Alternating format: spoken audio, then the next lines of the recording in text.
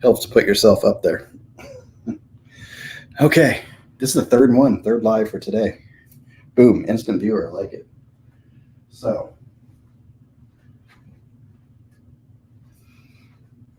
got 9 here, 10, 11, and I said box 12 is just stuff I've already kind of been sorting through that might be going away and things like that. So, I don't want to have a public display of what's in this bottle, so I'll be over here.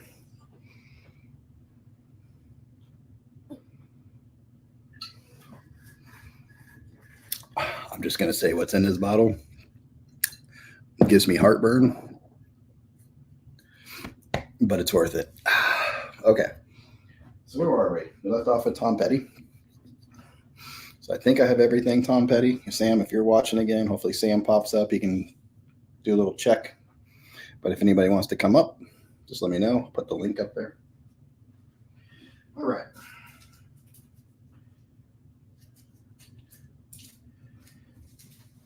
I'm pretty close to having everything by this band also. The old Pink Floyd. There was a copy of Relics at the record store, but just a little rougher than what I wanted. But I like to have a copy of Relics also, which is just a comp, but it's cool. But yeah. So this one was, okay, so Pipers of the Gates, Dawn, remastered. Anytime you see this sticker, you know it's a good remaster of the Pink Floyd stuff. This one I got at a record store day. The reason why I have 2 copies is because it's just weird. You would think Pink Floyd, psychedelic, it should be really like a stereo sound, but they actually did it in mono. And I picked it up and I enjoyed it. So yeah, I'll hold on to it. Get rid of this. I feel like I'm getting more space in this room. It's awesome. All right, then you have Saucer Full of Secrets. And I'm just going to pop over here, make sure I've got these in the right order.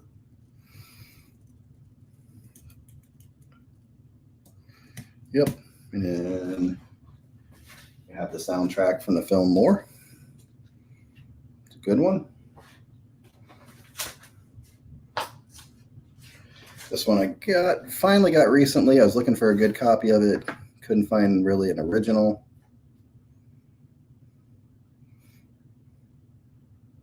So I'm getting lost in my things here. But I got a copy of Umaguma, whatever you want to call it.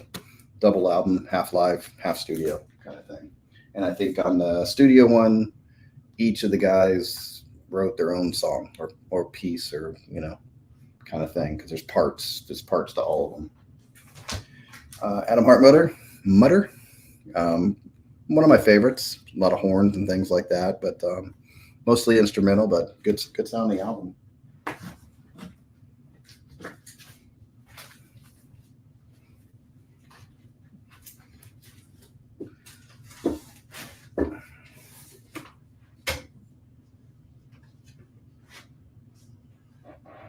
Right.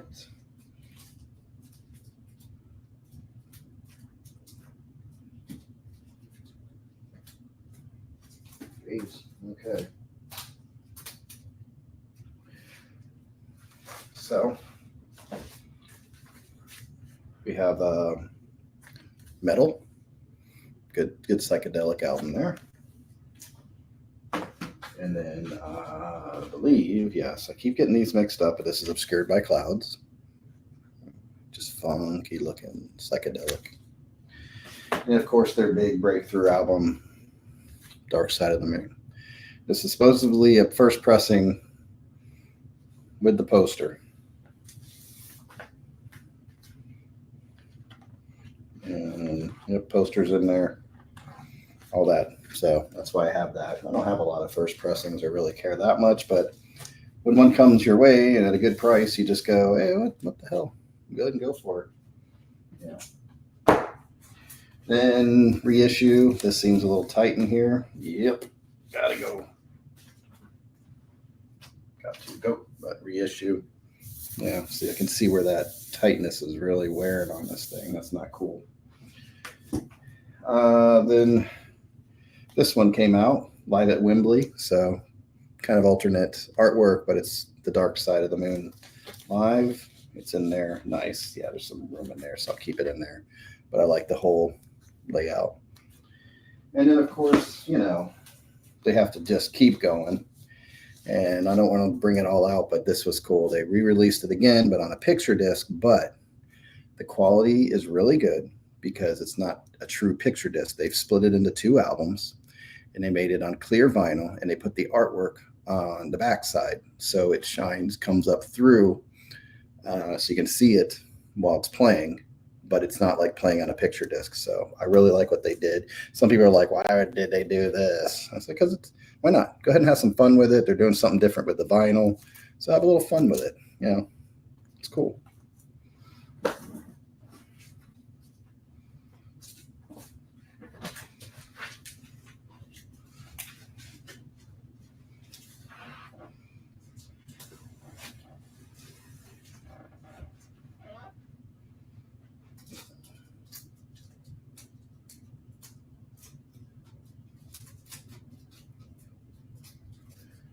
Okay.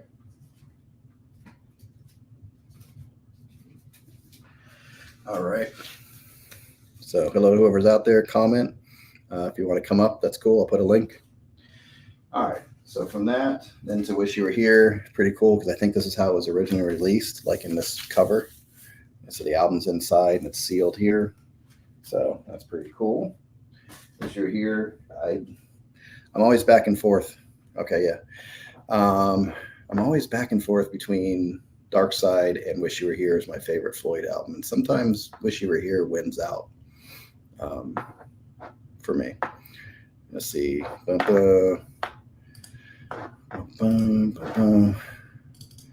have to flip over to my earpod. There's that. There's that. So, animals.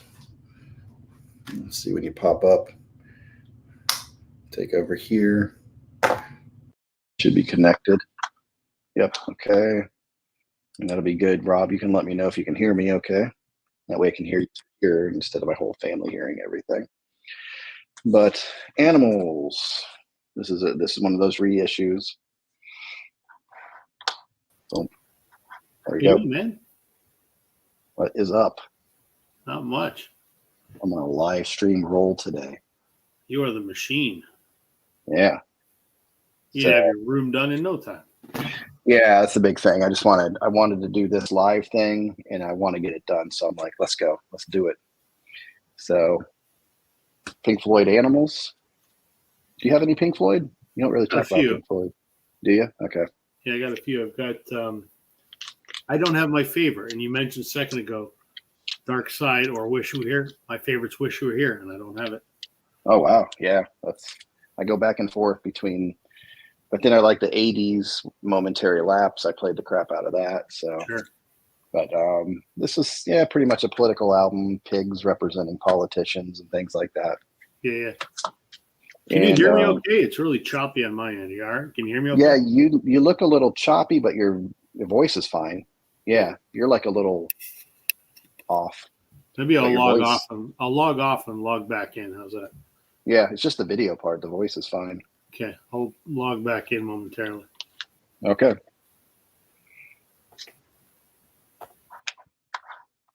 All right, and this is Pink Floyd Animals, the 2018 remix. Not that much difference, but I like what they did with the alternate artwork and all that stuff. So cool. This is a early pressing of Pink Floyd The Wall. I kind of prefer it on CD just because I can play it all the way through, but it's not that bad when you have to flip it over. But The Wall, you just want to hear all the way through without any interruptions. And then Rob's coming back up. Let's see. That looks better. Better. Weird. Yeah. Bizarre. Yeah, it was just a video. That was weird. Did you ever listen to this one, The Final Cut? Nope. Which is pretty much the last Roger Waters Floyd. And it was, do you know that album that Roger Waters did, Pros and Cons of Hitchhiking? I haven't heard it. I know it, but I haven't heard it. So he kind of had this and Pros and Cons ready. And he said, which one do you guys want to do? But he was really becoming a control freak from what I understand and really taking over. He's pushing Richard Wright out a lot. And there's not a lot of Gilmore on here. Sure. But this I found in the 80s in like a discount bin, believe it or not. And I found it, I was like, God dang, I like it a lot. But it's kind of Yeah. like the Wall Junior in a way. My Pink Floyd expertise really is encompassed in The Wall, Dark Side, and Wish You Were Here. Beyond that, I don't know shit. Yeah. I'd be interested to see what you think of Momentary Lapse had a lot of play, like Dogs of War and Yeah. Learning to Fly and things like It's that. just one of those that, obviously I know those three big albums because they're massive, but Yeah. it's just one of those that I just, not that I don't like them, I just never, there's a lot of music to get to, right? So Right, exactly. and I've focused my time elsewhere. Yep, that's exactly. I do that with a lot of bands. It's like you go, why haven't I dug deeper on these bands? It's Well, like, that was me with there's Springsteen, and then when I did, it's like the floodgates opened. Yeah, he's so amazing from beginning, and like he's like different stages. He's different from the 70s to the 80s. Yep. Then in the 90s, and he changed, but he was always that poet. Could always write a good lyric. You know. Hey, there's Alex. How you doing, man? And Sam. Holy shit. I don't know if they're together. They were supposed to. Alex was supposed to be in town. I don't know if. I think he went down to visit Sam so they could go get a buffalo calzone. Yeah. Boner says what? Well, that would make me the boner. Did I say what? Okay. What? Oh, well, there's Boner. There he is. Yeah, you guys can come up or just chill out. Trouble. Yeah, good kind of trouble. All right, so Momentary Lapse. This really got on where Floyd was on my radar. I already liked The Wall, but it was like, a new Pink Floyd album came out. So I really got into this. And of course they had to remix it and update it. So I had to get that. But at the same time, this came out on VHS and we played the holy crap out of it. Delicate Sound of Thunder. So it was everybody knew about this album, like everybody. But it did, like, there's some stuff from Dark Side on here. They're just all over the place, even to their early. So it goes all the way through their career. So it's just a really good live album. And the imagery is really wild with the guy with the light bulbs. Don't know what that means. Yeah. But it just makes you go, what is up? Maybe that guy's enlightened. Yeah. You know what? There you go. That's it. I know. It took me 40 years to figure it out, and here you go. You got it in one shot. And the Division Bell, this one, for years I thought I hated it, and then Larry Graves did a contest, which I won, of an album that you don't like. Listen to it again and see if something changes. I entered that contest. Yeah. So this one surprised me. I played it. I'm like, holy crap! Because when it first came out, there was one song I liked, and I'm like, this isn't Pink Floyd, and I just brushed it off. It's a fairly divisive album. A lot of people either like it or they hate it. Yeah. So I've been on both sides of that fence. I was not thrilled with it at all. Then 30 whatever years later, boom, I like it. So that was pretty wild. And of course, you always have to have your compilation to just fill in the spaces. Yep. Sam won't let me hack up the. I wonder. Could you guys give me a beer count at this point? Just count the empty cans around you guys. Well, there are a lot of dead soldiers in that apartment right now. You got to wash down the buffalo chicken calzone, unless they shared it, like Lady in the Tramp. Oh, that would be sweet. I would like to see a picture of that, actually. Right? Yeah. Nothing wrong with a little male bonding. Or male bondage. I'm not sure what they're into. I don't know. Not the bondage. Yeah, I don't know about that part, but. Oh, yeah. Alex goes, I'm drunk. That's awesome. I bet you would. I don't know. Given what you do for a living, Alex, that cracks me up, man. I guess that's field research. Well, I thought he was an exotic dancer. He does something else. Ooh. Let's see. All right. Closing out the P's. Go ahead and have some fun. I got to interrupt because I forgot to ask because I caught you halfway through Tom Petty. And it seemed like you had a lot of it. Do you have the Live at the Fillmore? That I had the box set. Yep. did. Yep. I must have logged on just before you showed that one. Well, that was actually when I pulled out the box sets. Okay. I keep them a little separate, so I kind of breeze through everybody. Nice. So I covered the Clapton Unplugged box set, and They did they did a box set of that. oh no, I'm sorry, that's not a box set. It was the MoFi One Step. Oh fuck those. Yeah, I don't like the. Yeah, it's a lot for the box. I'm sorry, but if you pay $100, $150, $200 because it sounds better. Yeah. It's crazy. I don't like audiophiles. I think they're insane.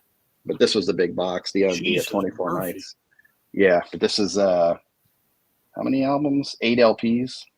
I love that artwork. My son could have drawn that. Yeah. But they did a good job. They expanded it out from what the original, and they had like a rock night, a blues night, and an orchestral night. Oh, that's cool. Yeah. So they split it up like that. So that was pretty cool. Very cool. But yeah, the Fillmore now, the artwork on that is. Oh, that's amazing. Yeah, I do like that. Kind of wish that I had this on CD also, but this is another monster box. I didn't get the box. I just went for the 3 LP, but I'd like the box. It was just too expensive. Yeah, I was just showing on the Tom Petty where I got the. What are you doing, dog? I'm shedding on your floor. She's being just. What are you doing? She's just looking at me like I'm going to tear your shit up when you turn your back. That's what I'm going to do. Let's see. Hold on. Sam wants to know how many AirPods you have. Hold on. Let's address this one first. No, hold on. It's the one before it. Sam has the wettest hiccups I've ever heard. Now, my God. I do not want to. You don't want those. I don't want to know what's going on in that apartment right now. That's an alignment of words that I've never seen in that order before. And that is like, and wettest, like he's yelling wettest at us. Jesus. How many AirPods do you own? Just the 2. But I only need one at a time. Now it's in my right ear, so you can think of me what you will, you know. Let's see. Do you have any thoughts about the rumored Flick Meatwood? These guys are on fire here. Flick Meatwood. Oh Lord. They're getting so old now. It's kind of, even watching Stevie, everything's been lowered in tone, and she still sounds good though. She does. She's definitely hitting the lower notes, but I don't want to see that Stevie. I like that young, youthful Stevie, but I understand people have to get old, but she was so fun to watch. Have you ever seen her live? No. Oh my God. Yeah. Twice.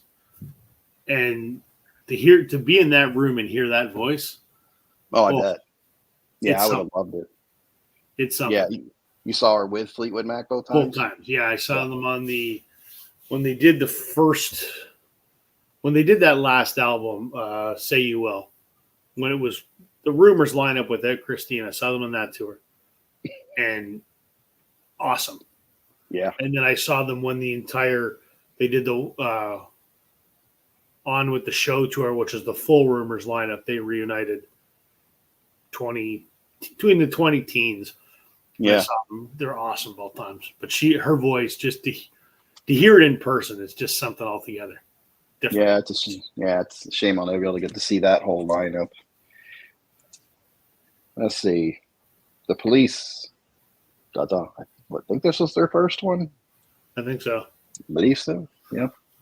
And then of course Synchronicity. I didn't get that box set. I like the album, but I don't need the whole thing, because I think there was a couple droopers on here. Like Mother, I think, was kind of weird. But for the most part, I mean, yeah, look at the hits on there. King of Pain, Wrapped Around Your Finger. I like Synchronicity too. What was the other one? Was Tea in the Sahara released? I don't remember that. I'm not a giant Police fan. I like them. Yeah.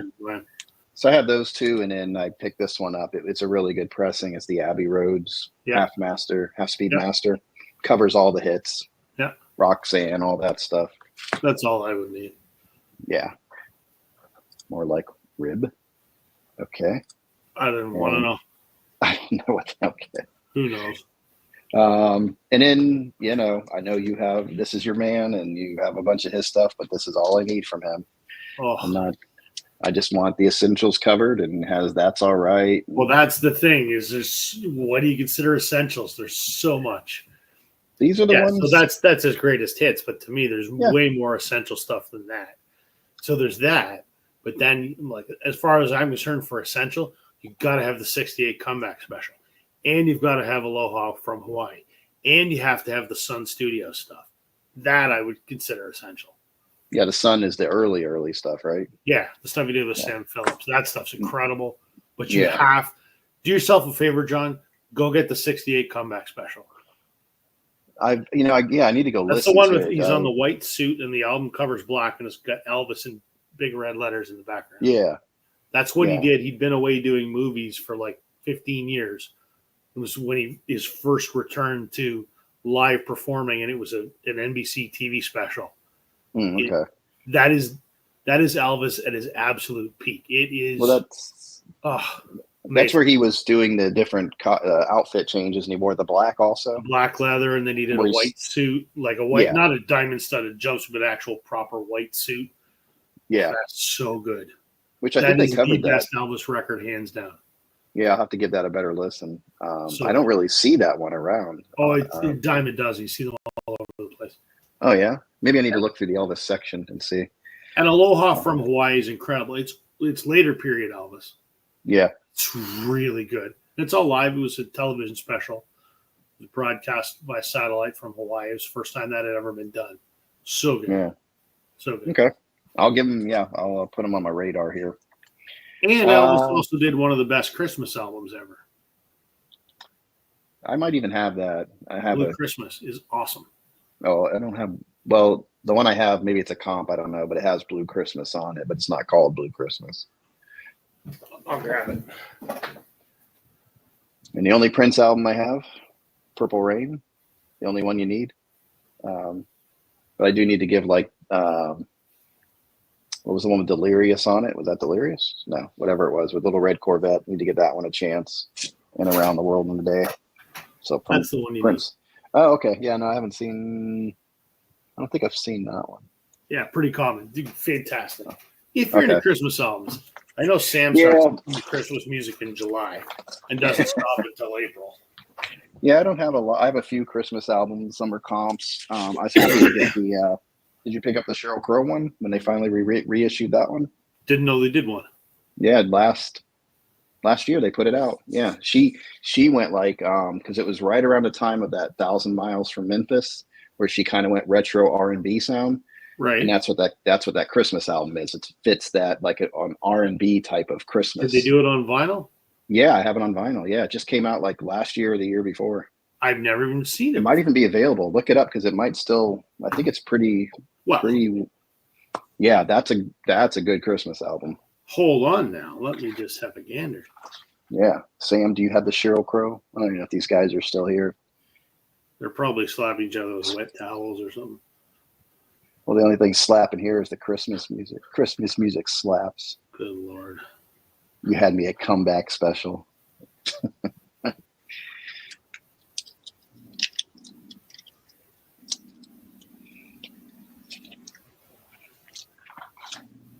Oh, yeah. I've seen this before. Home for Christmas. Yep. Definitely, if you're a Crow fan, yep, that's the one. And if you like that 1,000 Miles from Memphis, you'll like that Christmas album. Well. Is it available? Let me just have a little gander. I got to go to the old Amazon. I want to say I even saw it at like even Walmart or Target for a minute. But again, we don't have Target up here, and Walmart up here doesn't sell records. Yeah. Alex is in the bathroom now, so we'll give him a good hour to take care of that. He's either – I don't even want to go there. All right. And Queen, I know you're – Yeah, I can get the Christmas album on Amazon for $53. 53? Holy crap. Yeah, I didn't pay that. Seems a lot.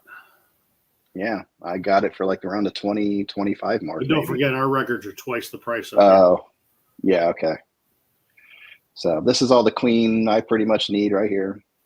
Yeah. They get a little too dramatic for me at times, but I really they're just a different type of band. They're very more theatrical, more and look who you had, Mr. Drama as the lead singer. I have the same one too, and I have a couple Queen records. I have Killer Queens, and then I was in one of my favorite record stores, and in their discount bin, and I should have showed this when I did my EP video. Yeah, this morning, I have a Queen EP, and it's a live EP, and it's Queen with Adam Lambert, and it's like 5 songs from one of the tours they did, and it was less than $10. I'm like, well, shit, I like Queen, and I don't mind Adam Lambert. Like, I mean, I'm not an Adam Lambert fan. I like what he does with Queen. Yeah, he does. He's a good fit. If there's anyone that can do that music justice, I think it's him. He's not trying to impersonate Freddie. Nope. But he does it in a way that still is sort of true to the music. So I'm fine. It's like a respectful tribute. Yeah, it's good. Right. So I picked up this Queen and Adam Lambert EP, and I thought it was absolutely fantastic. Okay. Really good. I've seen one where it's them live, but I thought it was more than an EP. There's another album. Well, there is a full album, but then they did an EP that accompanied it. I hadn't seen the full album or else I'd buy it. But the EP was great. Oh, that's cool. It's called like Around the World or something. Yeah, I like to see what you're going to do with your that was a good one today. I watched that one, and I'd like to see what you're going to do if you do that bootleg one. I'm definitely going to do that this week. So Bonnie Raitt, she's hit or miss at sometimes, but this is a good one, Sweet Forgiveness. But I'd really like to see them put Luck of the Draw and what was the other one, the big one? Nick of Time. No, Luck of the Draw was the big one. Nick of Time was a good one too. Those were 2 good, especially Luck of the Draw. I think that was just, I have that on CD, but that was just a great, like, solid album for her. Then I have a couple Ramones. Hey Ho, Let's Go. This is the one I want to try and find. This is Queen and Adam Lambert Live Around the World. So I have the EP that accompanies this. Oh, okay. I don't have this. I'm still looking for this. Yeah, that again was, I haven't seen it in a little while, but it was at the record store. It was at Walmart. But Ramones, Hey Ho, Let's Go, and Rocket to Russia. Yep. And you don't need a lot of Ramones because Ramones start sounding the same a bit. It's one of those bands. So I don't want to wear myself thin, but this is good to have for Ramones. And then I don't know if you've heard of him, Nathaniel Rateliff. Oh my God, I just discovered him about a month ago. He's fantastic. Yeah, he just had a new album this year too. Which he's coming to Toronto in a few months. Yeah, he'd be good. He's very soulful, just good voice. How I discovered him is I saw a YouTube recommendation. He was on Stern. He was covering Springsteen's Dancing in the Dark, and it blew me away. It was so good. Oh, I haven't heard that. I'm going to have to check that out. So good. I actually like it better than Springsteen's version. Oh, wow. That's saying a lot because, that's... Right? Yeah. That's a big song there. It was, and he did it and he had a horn section and everything with the Night Sweats. It was great. All right. Night Sweats, that's what Alex is going to have tonight after all that beer. He's probably sweating it out in the bathroom right now. I don't know. I think we lost him too. They're both gone. Clean up an aisle floor. Yeah. Yeah, no kidding. Might be over to 5 too. Maybe. All right. Automatic for the People. This is the only REM album I like all the way through. I like the hits, hiccups. But that's about it. Yeah. I like the, like Night Swimming is like, I don't know. It paints such a picture on there. Sure. But yeah. And then, the one and only Red Hot Chili Peppers that I like all the way through, when they did like Breaking the Girl and of course Under the Bridge and all that. But yeah, that's a cool one. This one, I might be letting go. I just kind of got caught up in the hype and it's just not really memorable. They're a great band, such a talent, especially Flea on bass and everything. But it's like, I don't know. They just don't. I probably need their greatest hits with Blood Sugar, and I'll be good. So, yeah, I'm going to put this over in probably the to-go pile. I like the hits, but I don't even like the hits enough to warrant buying a record. Yeah, they never had really, I mean, that was their first solid album, I think. And I think that was just Lightning when they mixed with Rick Rubin and all that. And he had them doing some different things. Under the Bridge wasn't even really supposed to be a song. It was just a poem that Kiedis had written. And I think Rubin showed it to the guitar player or something that he started putting, and all of a sudden it became that song. Did you know, and I didn't know this till about 3 or 4 years ago, Flea is a pretty good actor, right? Did you know that? Yeah. Oh, yeah. I've seen him in a lot of stuff. Well, so I never really paid attention. And when my son's 8 now, so when he was about 5, I had the brilliant idea that I would show him Back to the Future. Mm. And it was a good idea, and it was a hit. But the problem is we've now watched Back to the Future 4,386 times since then. Yeah. But I didn't realize, I'm watching part 3, and at the very end, these jackasses come up in a truck and they want to drag race Marty. And I'm like, holy fuck, that's Flea. Flea is in Back to the Future. Yeah. He plays this guy called Needles. See, I watched the first one. I had no interest in the ones after that. He's in the third one. Yeah. And then he was in the Star Wars Obi-Wan Kenobi TV series. Yes, I remember that. He's the one that was Leia. And he was in Point Break. Yep. All of them were, I think. All the Chili Peppers were the surfers. Yep. Yeah.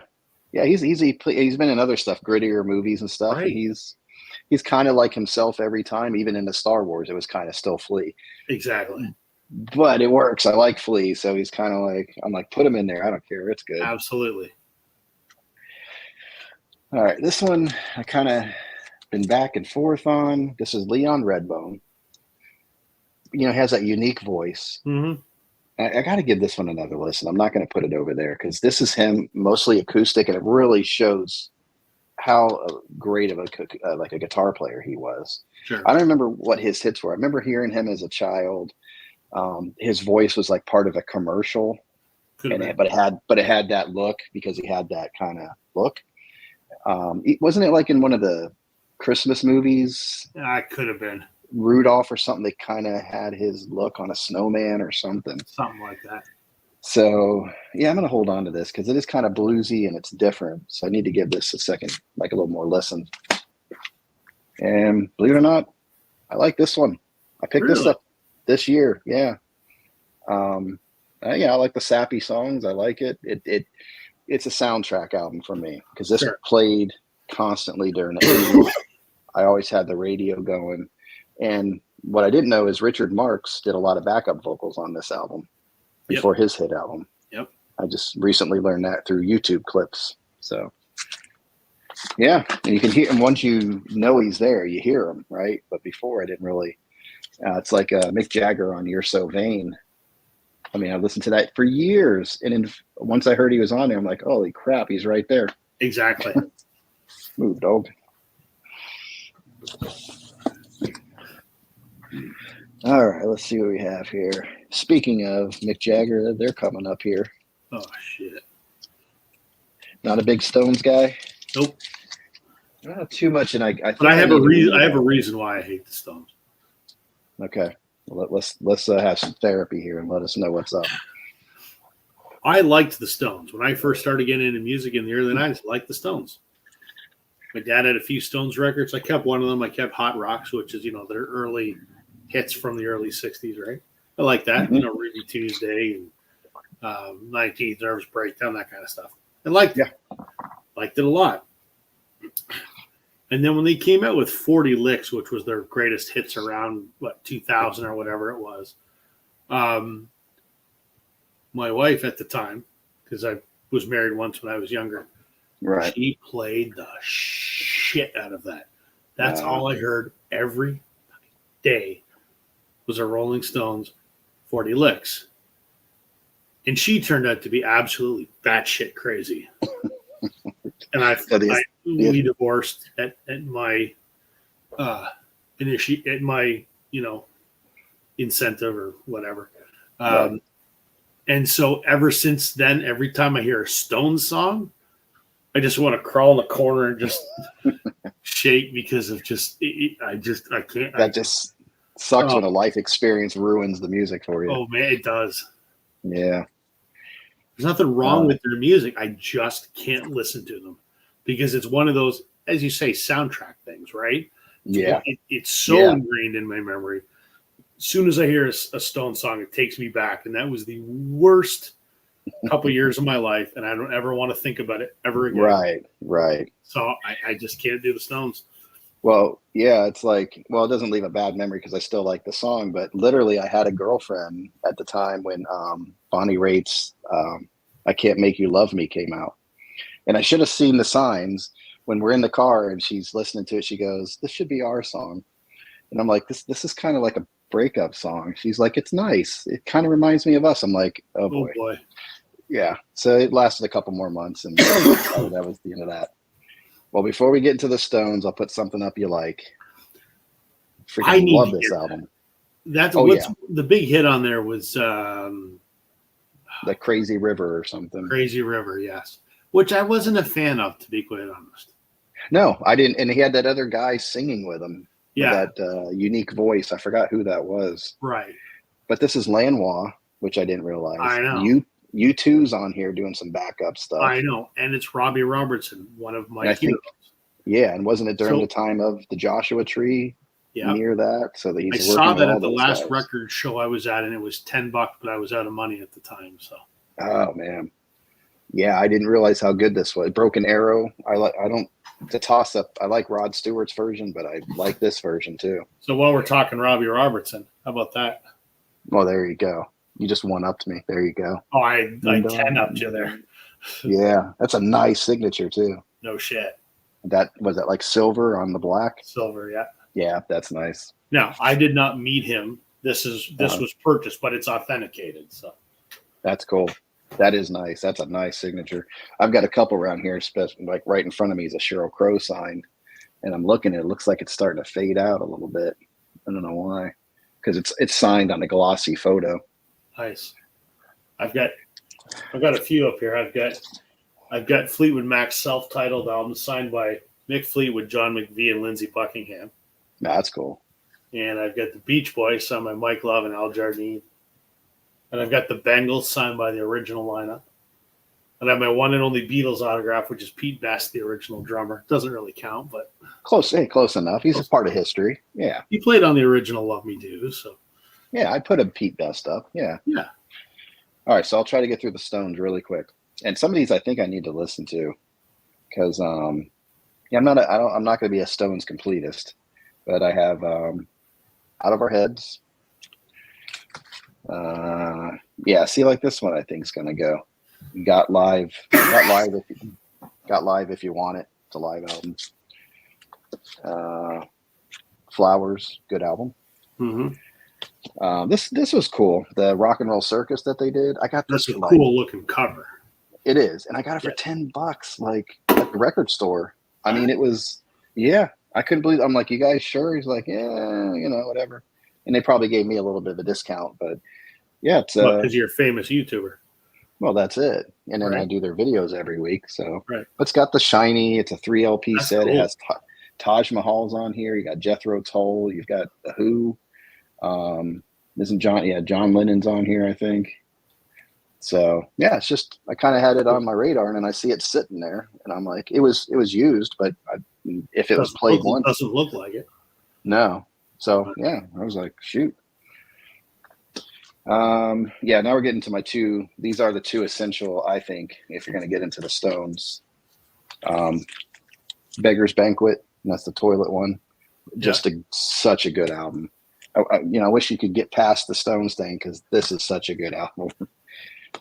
I got a better chance of becoming a Dylan completist than becoming I get it. And then Let It Bleed also. Those two are like, wow. And of course, you can't have it without Sticky Fingers. Is that the zipper cover? That's the zipper. It's the actual zipper right there. Yeah. And then, which one? Yeah, here's your Hot Rocks you were talking about. Yeah. I don't have the other one, though. I'm not going to show that other one because I don't have that. The other one I have is Steel Wheels, only because somebody gave it to me. Yeah, that was a interesting album. I am going to pull out those two. I've never even listened to it. see. Yeah, these other two, I think it's ready. Time for them to go. I was on a Stones kick and I was buying it, and I'm realizing I don't like all of this stuff. And a lot of the first albums were covers because they really didn't know how to write songs at first. Right. So let's see how I have more. Not too bad. All right. Exile on Main Street. That's considered a classic. I think this needs to come out. Yep. This is, see, yeah. I can't even get it out of the damn plastic. I shouldn't be putting these in plastic. The problem is you got the Abbey Road thing and it hangs out here. Yeah. So I've got this record store that I like to go to. I actually got to go there this week because I shouldn't say this because I'm an ambassador for Vinyl Storage Solutions, but I actually don't use their outer sleeves. I use everything else that they sell. I don't like their outers though. But my local, well, not my local, it's about 40 minutes away. They get these great sleeves. And they have the normal ones, and then they have these oversized ones that are about 3/4 of an inch larger. And I picked them up because I've got some that are like 3 LPs, and they fit so tight in a normal sleeve. Yeah. I put them in these ones that are about 3/4 of an inch wider, and they fit perfect. They slide in and out, no problem. That's what I need on some of these thicker albums. So your normal sleeves are usually 13 inches. So my store is 13 inch, and then they have a 13 3/4 inch sleeve. Oh, okay. Yeah, I need just a little more room. Yeah. Go Ted Soup, another good Stones album. Sure.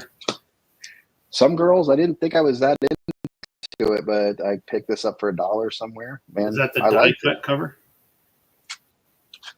Yeah, but you're talking about yeah, is it the face is cut out of it? Yeah. Mm-hmm. Yeah. It's not a reissue. Yeah, it's definitely I don't know how original it is, but Layla, what are you doing? She's like in one of the cubby holes where my albums go. She's like literally in there. She's dropping a hot doggy biscuit in there. I hope not. I don't want to see that crap. This is Tattoo You. Sure. Reissue, remaster. This one I'm back and forth on. It was a Hot Rocks 2. It was a record store day thing, but it's a glow in the dark album, which cool. I really don't get. But I think the sound suffered. And I don't know if it's because of that material or not. Oh, I've heard that because they also did that with the Ghostbusters soundtrack as well, and apparently the sound on it sucks. Yeah, that and like I said, that gold vinyl for some reason, that gold color. First of all, I don't like how that looks. I don't like the gold. I've got a few gold records, and I haven't tried it. My Sheryl Crow Evolution or whatever it's called, the newest one, that's gold vinyl. It sounded okay. Yeah, I think that was black vinyl that I have. Oh, mine's gold. Glenn Kellaway's favorite, the one that he just refuses to buy. I thought it was a good album for where they are. I would buy it if it was another band. I mean, I would buy it if I could find the Toronto Blue Jay cover. No, because they did the cover for all the baseball teams. I hate to even say it because I didn't even think about it and I don't know if they can still get it.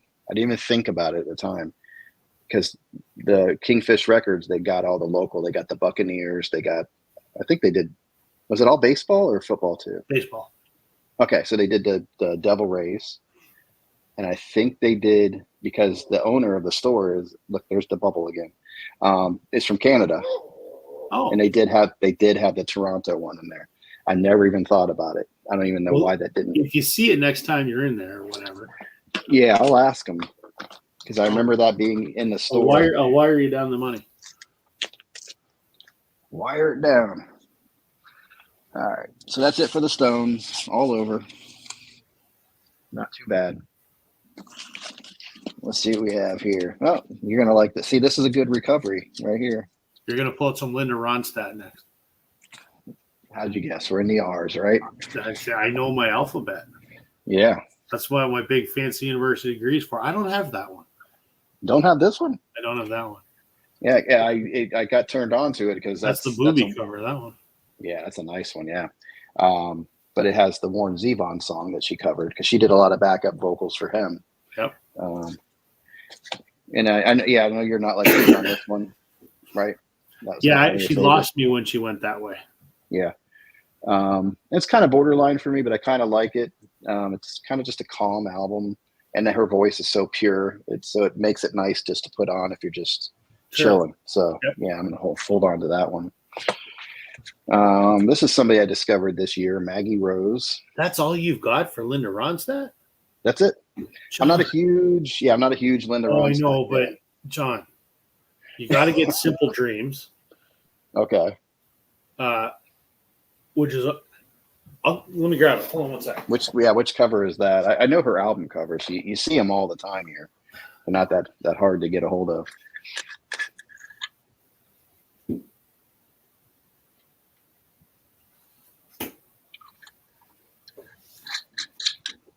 Man, I hope Alex made it out of the bathroom. I think you fell in.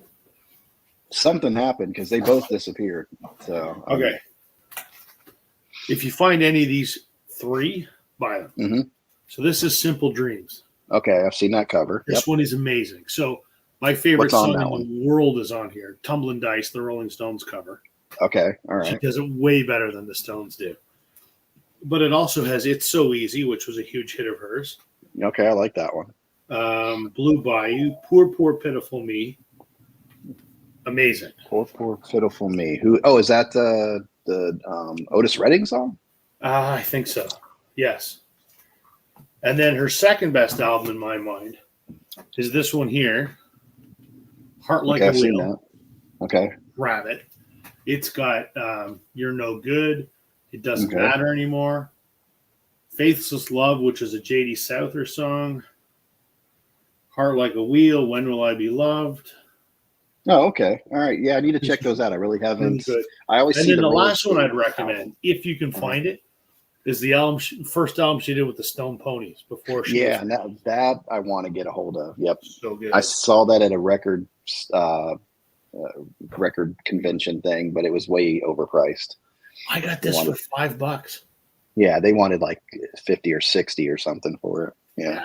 So get these three because they're so good. And honestly, I haven't. I always see the roller skate one, and I don't really care for that album. It's not bad. I've got it. It's not bad. Yeah, but those two, I'll check those out. Those two are awesome. Okay, yeah, I'll keep an eye out for them. But yeah, if you want a soulful voice, Maggie Rose. So I didn't know that that was out yet. I remember when she put out the first song, and I was blown away by it, and then I never heard the album came out. So yeah, she got a lot of videos on YouTube. But it's a good one. I know it's good. It's one that needs to grow on me a little bit more, but I know it's going to get stronger as I listen to it. Sure. Because I already like it, so I know over time it's going to be a good one. This one I'm so back and forth on. It's a good. I think this was her first album after the Supremes. Sure. And you have where was the big one? Mountain Wide, isn't that on here? No idea. Hold on. I'll Reach Out and Touch. That was a big hit. Yeah, where was it? Dark Side of the Road. Can't Wait Till Tomorrow. I thought there was another one on here. That's weird. I thought Mountain High was on this. Anyway, it's a good album. If you like Diana Ross's voice. I'm not a big fan. My dad was a massive Supremes fan when I was a kid, so the Supremes were playing all the time. Yeah, it's one of those weird ones too, because she's almost boyish there, Yeah. But on the back, you got almost psychedelic glam Diana Ross on there. Yep. But it's an enjoyable album. It's a lot of orchestration. I don't know if she was involved. Oh, Ashford and Simpson, Solid Like a Rock. They produced this. Yeah, but yeah, good album. And then Canada's Own Rush. This is the only album I have by them. I don't like a lot of Rush, but I like this album. It's weird. I like all Rush, but I don't own any Rush. Yeah, I love it all. And I want to like Rush more. I saw them in concert. It was an amazing concert. I got to see Neil Peart play, all that. But I just don't like them as much as I want to. And it just sucks. I love all of it, but don't own any of it. I don't even know if they have like a greatest hits or anything. I've never seen I don't know. No idea. Yeah. I just love them so much because you just hear them all the time, everywhere you go. You in the grocery store, you hear Rush. So, love them. All right. So here's some weird, interesting ones. We'll cover that a little bit. But Santana, Abraxas, I own that. Yep. really good album. When I was a kid, my dad gave it to me on CD, and he goes, "You're gonna like that," and I Yeah. did like it, and I have his copy of it. So, And that Mo-Fi version still goes for big, big money right now. yeah. Ignore Sam's last comment. He's being a smartass. Don't put it on the screen. Don't give him satisfaction. Just ignore him. Okay, I got you. He can go back to cuddle with Alex. There you go. Hold his hair while he's puking on the toilet. What's that? Scandal the Warrior. No idea. No, the Warrior. Wow. Okay, that's wow. Who the hell is that? Is this? It's Patty's Smythe. She did that. She had a hit with Don Henley, a ballad that they did together. But Scandal, yeah, the Warrior, Beat of a Heart, Hands Tied. They did a cover of Journey's Only the Young. Okay. I'm really surprised. I would think you would know the Warrior. I might. Shooting at the walls of heartache, bang bang. I am the warrior. I guess so. Yeah. Oh wow, because that was that's interesting. It's coming to me now. Yeah, I know that. Yeah, and it had a couple ballads, but I am the warrior. Yeah, I know it. Yeah, it had the video where she's kind of dressed like this, and it was very theatrical. Yes, I remember now. But it just is one of those albums that kind of took me by surprise how much I liked it. Alex is yelling at you. You have heard the Warrior. Yes, I have. And then have you ever been to Lakeside Park, Rush based on the actual place? Yes, sir, I have more than one. All right, this is one I need to give a listen to. I can't remember what the hell's on this, but I liked it enough to keep it. I think I got it for $1. It's C Train. I think Mazzy's even talked about this. Well, Mazzy's talked about it. Well, then, shit. Yeah. I don't know about this particular album, but he's mentioned C Train. But Marblehead Messenger. I don't know why I have this album. I don't know why it's in there. I'm going to put it over here so I make sure I listen to it. Put it in the future considerations pile. Yeah. Which my pile is trying to fall apart on me over here. Slide away on you. You'd be surprised how many wow, that's quite a bit of albums that are going bye-bye. Here's another one. This is a goofy-ass album, but I like it. This is the sensational Alex Harvey Band, the Penthouse Tapes. And you can see it's kind of interesting with this guy here dressed like a mime for some reason. Yeah. Maybe that was the early rendition of like Buckethead, some weird guy in the group kind of thing. I guess. And then the backside is them just chilling. But it's just a goofy ass album, and I like it. It's good. It's got some. It's kind of like borderline cheese and good 70s rock kind of thing. Oh, so Alex knows these guys very well. Okay, yeah, and it's staying. It's definitely staying. It was one of the ones that just popped up at the record store, and I gave it a listen on the streaming service, and I'm like, yeah, I'll have to pick that up. So let's see. Oh, this is where the S's start. Santana. Got to put my placement card in here. So I can know where the S's start. That's really important. Indeed. All right. We're more than halfway through, so we're getting there. I think you like this. Oh, we're going to get it. Yeah. Well, we're in the S's, so you know who we're leading up to here. Spice Girls. Yep, that's it. Simon & Garfunkel, Sounds of Silence. Mm-hmm. Good one to have. And then I have a Mo-Fi version of the old Parsley, Sage, Rosemary and Thyme. Yeah. And by the way, Alex, I'm glad that you made it out of the bathroom and that everything seems to be going okay. He seems to be in a good mood because he's celebrating albums, so everything's cool. Sam, give me some clean underpants. Yeah. I don't think Alex wears underpants, so that might not be a problem. Oh, come on. No. Don't go How's that for a visual? That's right. I mean, it's bad enough. I was thinking of having, wet beer farts on the toilet. Well, no, Sam has the wet He's burp, still in the bathroom. Jesus Christ. Oh, well, that's good. I mean, He's giving Sam's Plumbing a run for its money. He could do two things at once. Oh man, It's gonna poor crack me Sam. up. Yeah, bridge over troubled water. The troubled waters in Sam's bathroom right now. Yeah, the water's not smooth sailing. Yeah, we have some issue. We have touchdown. Yeah. We have an old folk song up here in Canada called "The Log Rider." That's pretty funny. I have to learn that. I have to do a video on that. There you go. We'll put this up for a while. That is kind of funny to have that. Oh, I'm still. I like the O at the beginning. Oh, I'm still in the bathroom. That's funny. But I think my favorite song on here. A lot of people kind of make fun of "Baby Driver," but I like that song. But "The Boxer" is like, yeah, I love that song. I just have this vision of poor Sam sitting on his couch, and Alex is destroying the place down the hall, and Sam just yelling down the hall, "Alex, crack a window, man!" Sam's in the corner with his fingers in his ears, going, "Make it stop, make it stop." Not that again. Why did I let him in again? And then Alex is bearing down. He goes, "Here comes the Buffalo Well Zone." Oh, we got a whole movie right here. Oh man, this is not good. Yeah. Well, just don't send us pictures. That's all. Don't send us pictures. Then, of course, Simon and Garfunkel's Greatest Hits. There you go. Then we get into Paul Simon, and love this album. Just the sound, the production of this album. I had the MoFi box over there. I did put the money into it because it was such a good album. Still crazy after all these years, and yeah, we're funny. Of course we are. We're funny. Well, hey, you guys are helping, yeah. And what was the other one, the big one on here? Oh, come on. Still Crazy. And what was the other freaking big song on here? No idea.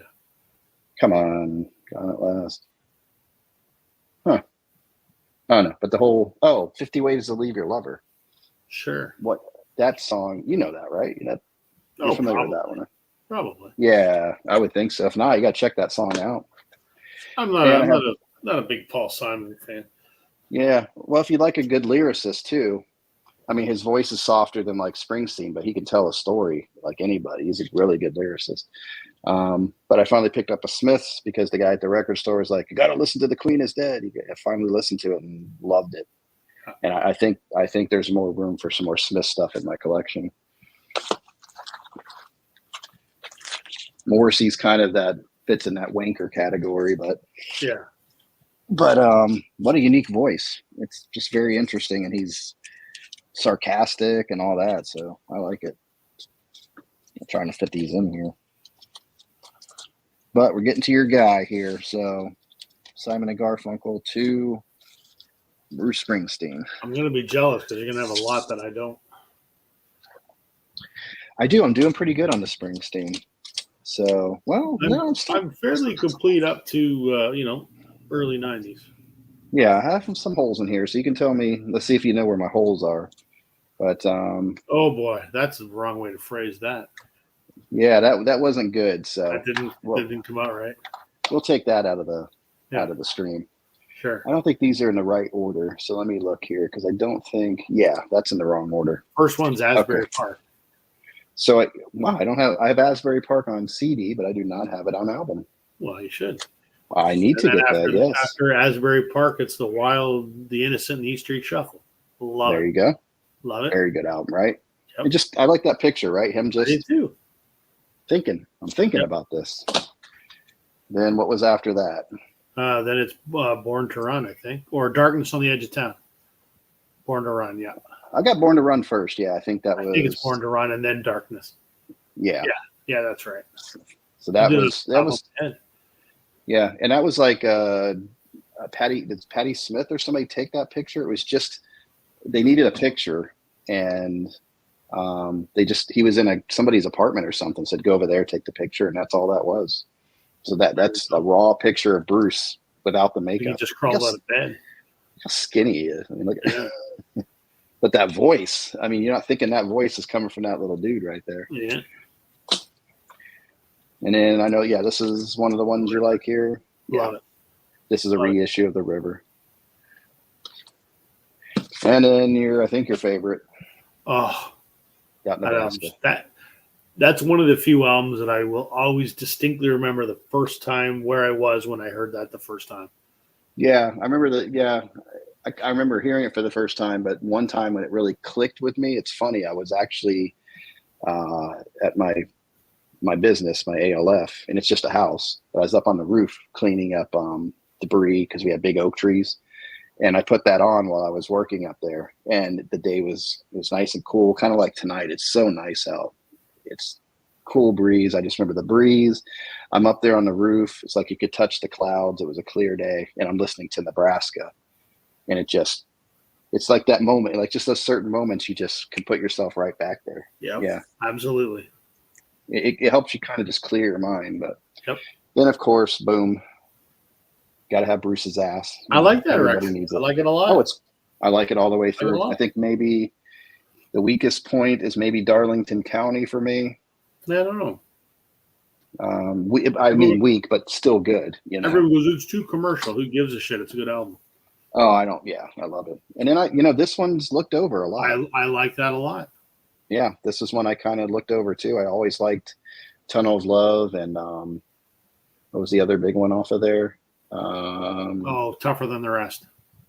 Yeah, the one he does with Patty, his wife. And Brilliant Disguise was another one that was a big single. Yeah.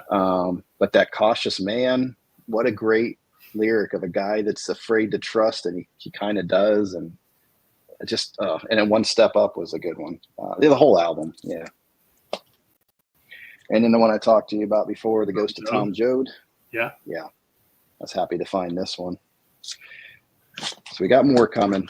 You're missing a few between Tom Joad and Lucky Town, and I just haven't seen them yet. So once I see them, picked up one. Do you have the Live 85 box set?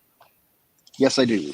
That's so good. I found that my box is in a little rough shape, but the records are great. But man, I think I'm in the same category. Fantastic. My box, the box isn't. Well, the box is rough. Yeah, but I got this. Like that too. Believe it or not, when I first got into vinyl, and they had in my neighborhood, they had a garage sale, and this thing was $8 or $10. I didn't pay over $10 for this thing. I paid $25 for mine, and I was okay with that. Yeah, I would. Yeah, I probably would too. The records clean, like never played. Same as mine. I was like, I'll take that. Yeah, yep. I'm not even going to talk you down. I'm just going to go with that price. Because I don't think at that point. Across, when I was at the record show a month ago, I stumbled across Human Touch. I think is one of the early '90s albums. I stumbled across that. I think it was $30. I bought it because I'd never seen it anywhere. So lucky I got that. No, I never see that one. Human Touch and the other one that came out, he released them both. I think was at the same time. Yeah, released them the same day. Yeah. And then we talked about this Devils and Dust. Yeah. Kind of a darker. This is after 9/11 and all that. I'm eventually going to pick all those up. I'm just waiting to see them in the wild. Yeah.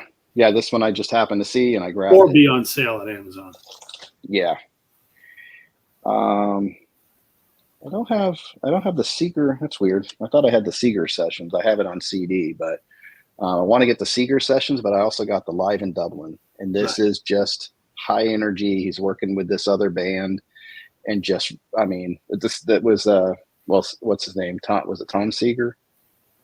I don't know. Tom, he was an old folk guy, and that's what he's doing all his songs. The album itself is called the Seeger Sessions, but this is Live in Dublin, but he's doing all those songs. Gotcha. With just all these other instruments going on and guitars and fiddles and everything. That's cool. This is killer. Yeah. I didn't even know that existed. Oh yeah. Got to check out the Seeger Sessions. There's the High Hopes where he did the Tom Morello. Yep. I guess I'm not a big Morello fan, but I would still buy that. I'm not a Rage Against the Machine fan, but I like the guitar solo he does on Ghost of Tom Joad is just, he trades off with Bruce, and I don't think Bruce can play a lead to save his life, in my opinion. No, I don't think so. He does really bad leads. Right. But on the recording, it's good. I've seen it live, and I'm like, Bruce, just let Tom play. But on here, it's good. They did a good recording of Bruce's part. But when Tom comes in, he like felt that song and just freaking. Oh, you got to hear that solo. I mean, Okay. I want to know what you think of that solo. This I thought was a great album. It was Bruce really like spotlighting his voice. Okay. It's an older Bruce. His voice is more out there. It's in a, I don't know how you describe the style. He's talking about old movie stars and stuff, and it's just really, it's not country western, but I just really thought that he did a good job of just bringing his voice out there like he hasn't really done on a lot of his albums. But if you haven't heard this album, definitely check it out. I've not. This I got because it's Bruce, but I'm not a big fan of the whole album. I thought it was lacking. I almost picked that up a while back. I saw it at a record store, but I got something else instead. Yeah, it's kind of just lacking. There wasn't a lot there for me. And then, yeah, you said you had this one. Yeah. Only the Strong Survive. I like it. Up on Amazon for like $25. It was on sale. Yeah. It took me a while when it first came out, but I do like it wasn't bad, but it didn't blow me away either. Yeah, I like his version of Night Shift. It's a good version. Yep. All right, we're winding it down.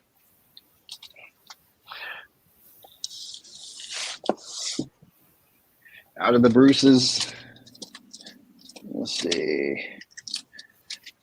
All right, and one artist that's coming up, I want more, but I just can't find it. But Billy Squier, Don't Say No. I mean, that's just the greatest hits album, pretty much. I've seen him live. Oh, that's cool. Yeah, he did a year with Ringo Starr's All-Star Band. Oh, okay. I would like to see that. Oh yeah, and he did the stomp. Oh, did he? Oh yeah, of course. It was great. All right, this is SRC. I picked it up on a record store day. It's another one I got. I remember liking it, but I've only played it once, so I have to get more familiar with it.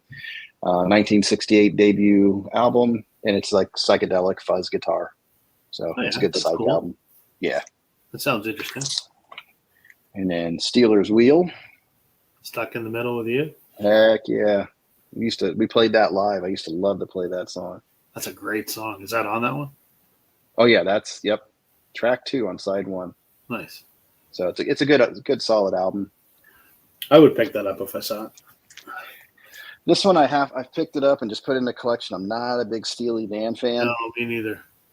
I got it because it's a greatest hits. I'm going to give it a listen, but we're going to see where it goes from there. So I probably need to put it down here for right now. Because, yeah, I have a feeling it's not going to go well. They're too slick. They go into like that light jazz, and I'm not a big fan of that. Cat Stevens' Greatest Hits. Good stuff. Yep. And Rod Stewart, there's a lot more albums I want to get by him, especially Apparently that album's fantastic. Oh, Every Picture Tells a Story. Yep. And Gasoline Alley is the other one to get. Those are the two, because you still have, I think, Ron Wood still working with him on here.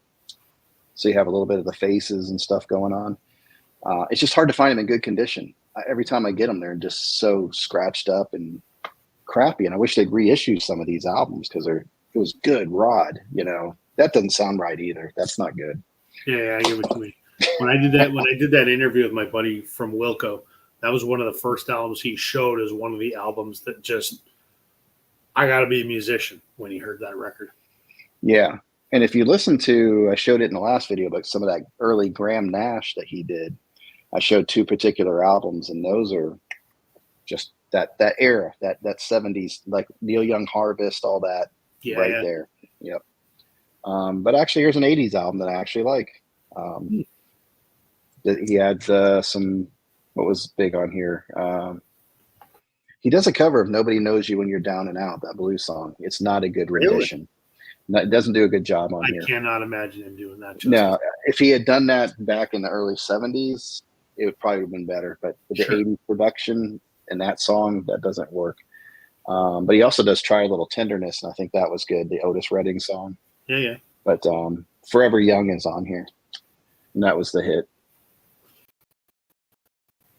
And My Heart Can't Tell Me No, that was a big ballad. All right, we're almost there. Yeah, I think I'm all over the place. I think I kind of like what I've built here. I like what you built too. Yeah, it's kind of just kind of all. I don't have a lot of heavy metal though in here, but I do have some Ozzy. So, but I don't have Metallica. I just that kind of stuff I just don't see put on the turntable. Right. Me.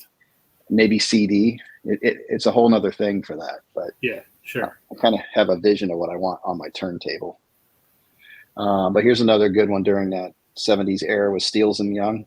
Okay, yeah. The Steels Young band, and they had Long May You Run. Yep. So that's solid. The whole album's got a little hit or miss, but for the most part, it's a good album. And then I only have one Sting album, The Dream of the Blue Turtles. I like the song Russians, and I think... I don't like Sting. I just think he's a bit of a pretentious douchebag. I guess, I don't know if it's the British thing. I don't know, but... I don't know what it is. I saw him with Billy Joel, a couple songs, and it was just amazing. Him just playing that bass and running lines and singing. Yeah, for the most part, his career, not a lot of hits, but I think a greatest hits would be good. But as far as a solid album, it's not quite there, I think. Sure. This is sort of one that's kind of getting known. The Stone Roses. I need to get that. And then what was their other albums? Was it called Second Coming or something like that? So I have the reason I need to get that is those guys were a big influence for these guys. Oh yeah, that's right. Yep. Yeah, this was without those guys, there wouldn't have been these guys. So yeah, this is I didn't know what to think of it at the time. The same girlfriend that was talking about the "I Can't Make You Love Me" thing. Yeah, she gave me this on cassette to listen to or CD. It was on CD. And I just wasn't sure what to make of it because I was listening to more pop music and stuff and classic rock, and this was a whole different feel, this album. Right. But it's when, she's like, you probably don't like it or whatever. And I just didn't have an opinion on it. But later, it grew on me. I love putting this thing on. The other album's called Second Coming. Yeah. Okay. I think that's all they had. That's just the two. And they had such a big influence. Yep. But on the subject of that, John Squire did an album this year with Liam Gallagher from Oasis, and it's really good. Okay. Yeah, I haven't checked out any of their solo stuff. It's good because it's Liam singing, but it doesn't sound like Oasis because they're not Oasis kind of songs. They're Stone Roses kind of songs. Oh, okay. And John Squire's guitar playing, it's a lot crunchier, and it's really good. That I'll have to check out. Yeah. Right here.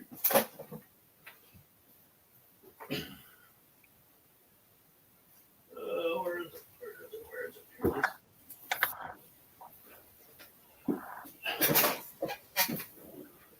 Just called Liam Gallagher, John Squire. Yeah, I've seen that cover. Okay. Oh, yeah, it's good. I'll check that one out. Okay. Really good. Love that combo sounds cool. Yeah. Yeah, I still need to get. Sam's still listening, which he's probably not. He's probably holding Alex's hair while he vomits or whatever. But Sam would say the same thing. He thought it was great too. Yeah, I need to. But I still need to get What's the Story, Morning Glory. That's definitely one. Oh my God, you don't know? Yeah. Go get it. Yeah, because I remember I reviewed those three, and that's the one that stuck out for me. That they're going to put out some crazy super deluxe of that next year because this year was the 25th anniversary of Definitely Maybe. Yeah. And they put out multiple different versions of it. I bought 2 different versions of it, even though I already had one. Yeah. Next year, they're all going to be on tour, but it's also next year is the 20th anniversary of What's the Story. Okay. So there's going to be some kind of crazy super deluxe, and I don't care if it's $500. I'm buying the damn thing. Yeah. See, I don't think that album changed my life. Yeah. Yeah. That's one of those coming of age album. Yep. I like it the way it is, so I think I'll stick with a regular standard version. But for fans like you, that's what you need. Mm-hmm. And in there, Weezer. I don't know. I'm thinking of Weezer right now, but I just saw a video of them talking about the Blue album on YouTube, and they're going through each song and then playing them. And I'm like, this is a crazy, fantastic album. So I went to the store. I was going to pick it up, and they said, give it 2 weeks because they're coming out with the reissue of it. Yep. So I'm gonna go ahead and get that. My wife's a big Weezer fan. She's got a bunch of it upstairs. Yeah, it's good. EP. Stone Temple Pilots Core. Yeah. And this is another one, Record Store Day. They're going to have an alternate bonus tracks or whatever, Purple coming out. Okay. Interesting. All this other stuff. Yeah. That's when I'm like, okay, I'm okay. Because they can get into some stuff that I don't care for.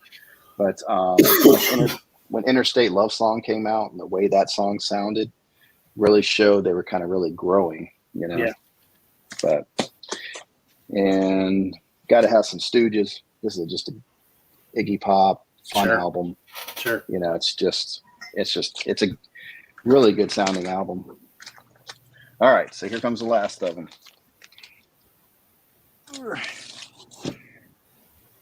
Last bit. And I'm only down to 2 more after this. Uh-oh. Can't believe I did 3 of these today. Stray Cats, Built for Speed. Mm-hmm. You know, they were like a 80s staple, big time, like with Rock This Town. And what was the other one? I thought they had 2 off of this one. But yeah. Oh, Stray Cat Strut. Yeah, that was a big one. Stray Cat Strut. This one I got to listen to again. It's Joe Strummer from, what are they called? The Clash? Clash. Yeah. So this is him, Joe Strummer. It's an EP though. I didn't realize it was an EP, Record Store Day. So I'm gonna give it another listen. It might be one that, you know, because Glenn was getting big time into Joe Strummer stuff, and I remember. I caught the bug, so I grabbed this because it was cheap. But this particular one is not like really sticking with me. But I'm sure he has other stuff I need to check out. And this one surprised me. Harry Styles. I don't know what it was. I couldn't believe it. I'm like, I listened to this album and I liked it. I like the production. I like his lyrics. He's a good storyteller. I can't even take him seriously, so I won't give him a chance.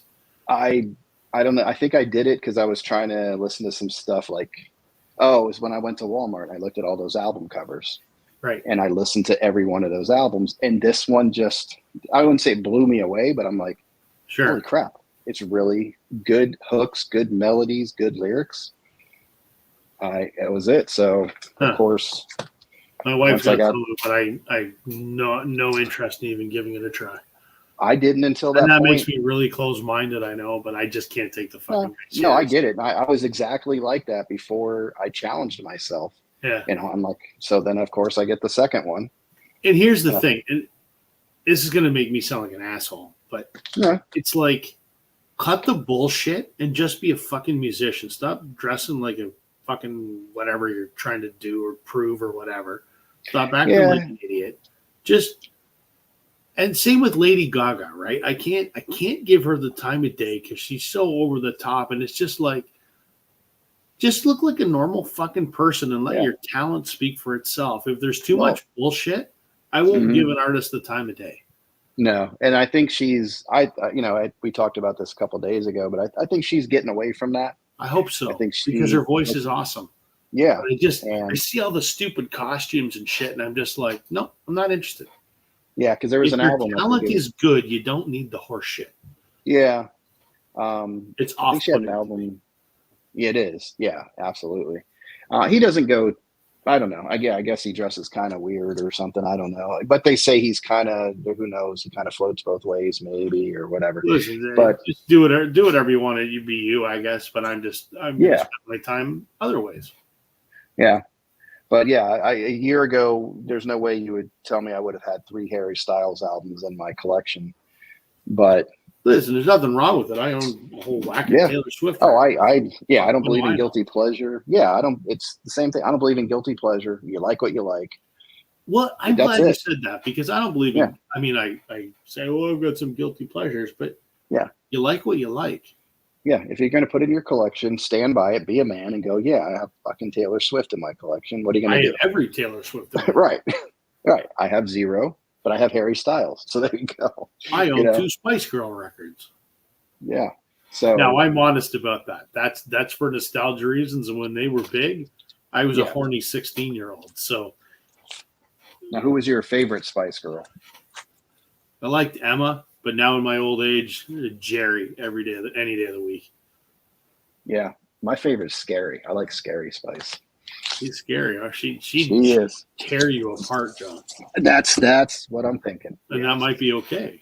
And I think she hooked up with Eddie Murphy or something. I think she has a kid with him. Yeah. But yeah, she looks fun. Yeah. Yep. Jerry was the one, because I think she was one of those Page 6 girls or something. So of course. And here's the funny thing nowadays, she's very prim and proper and very teetotaling and whatever, dresses in white all the time. She's married to Christian Horner, who runs the Red Bull F1 team. Okay. She's very like, yeah. Quite the opposite of what she was as a Spice Girl, but I think she's still hot as hell. Holy moly. Yeah. Well, for a while, what was her name that married Beckham? Victoria.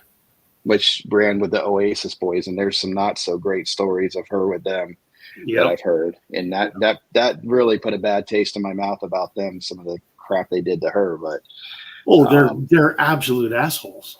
They're degenerates, yeah. And I think they kind of still are today, to be quite honest. But yeah, I don't think that ever leaves you, but maybe they're a little more mature, and obviously have they started the tour yet? No, it's next summer. Okay.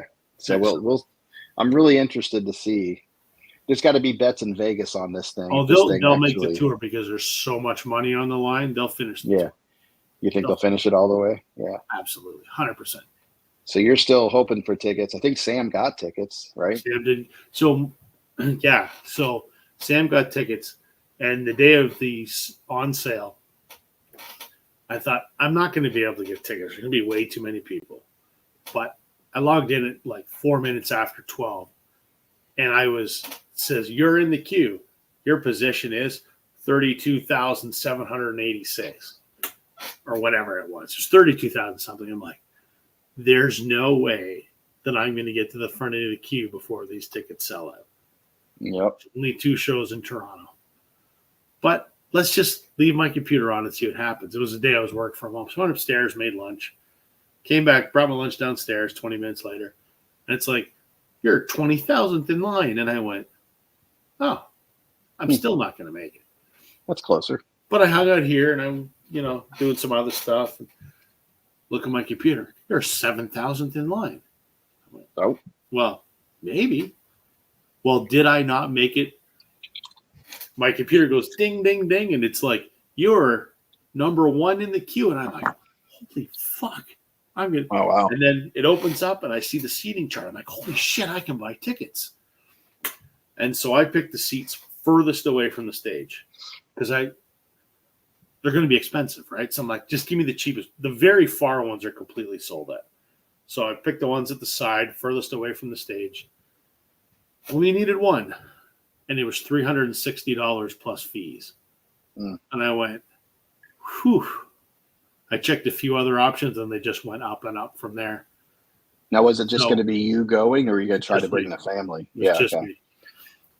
And I went, I know that this is probably a once-in-a-lifetime deal, but I can't in good conscience. By the time fees and everything, I can't spend $450 on a concert ticket. That's insane.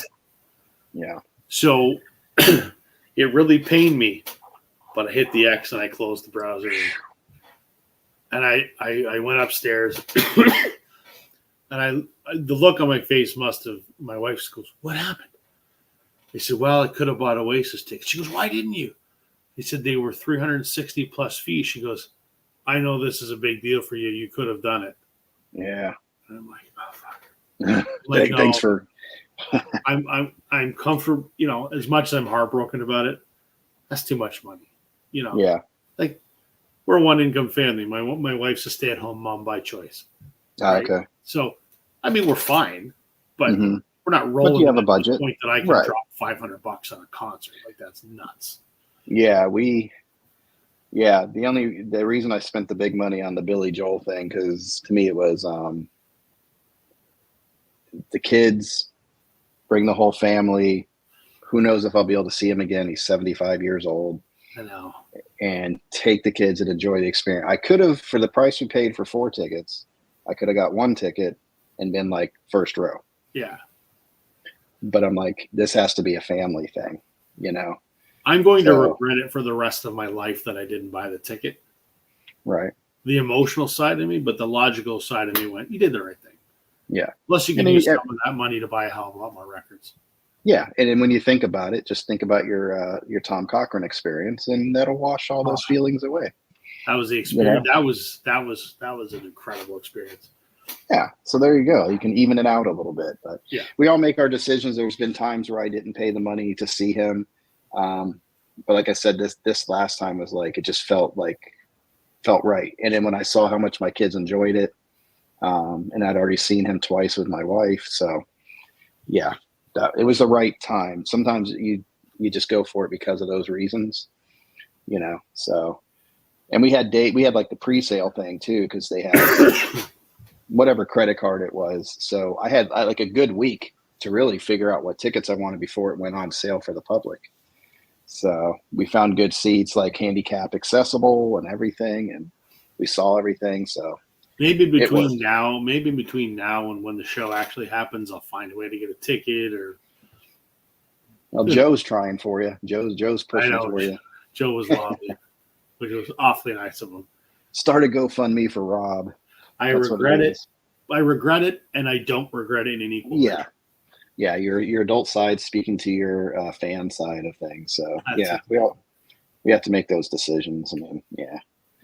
So, well, that's cool. Well, I appreciate you joining me. I think we're only down to 2 more, so I'll be up tomorrow doing 1 more.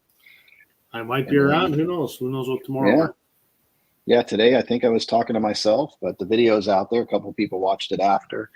Yeah, I saw you doing one earlier today, but I was busy today because my wife was sick and I was Captain Dad today, and the kid and I had a whole lot of stuff we needed to get done today. So yeah, today was pretty crazy. We have at the ALF the toilet's bowl cracked, so just replacing a toilet's not a big deal until you lift the toilet up and realize the last person rigged it.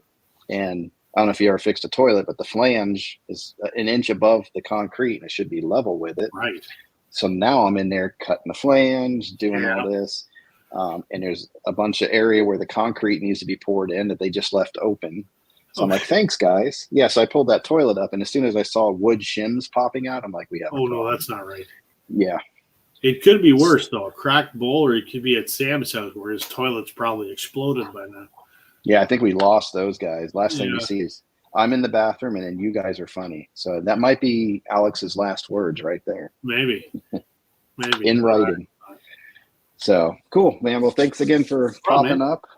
I'll be around tomorrow night if you're around. Yeah, probably am. I usually once 10:30 rolls around and the wife's asleep and the kids in bed way before that, I always come downstairs and I'm usually hanging out here because I don't want to watch TV. So yeah, and this is like a collector's dream come true. It's like, wow, I can sit here and share my entire record collection with somebody, and they're checking it out. I want to sit here and show every one of my records to people, but people get bored very, very fast.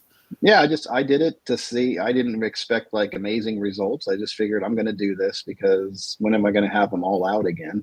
Right. And just go for this. And I just like shooting the shit about music. So yeah, that's cool. Yeah, I'm showing it. We're talking about stuff. Yeah, it's all good. That's cool. Man. Cool. Well, have a good one. We might see you tomorrow. Okay, I'll talk to you soon. All right, man. Have a good night. All right, you too. Ciao. Bye.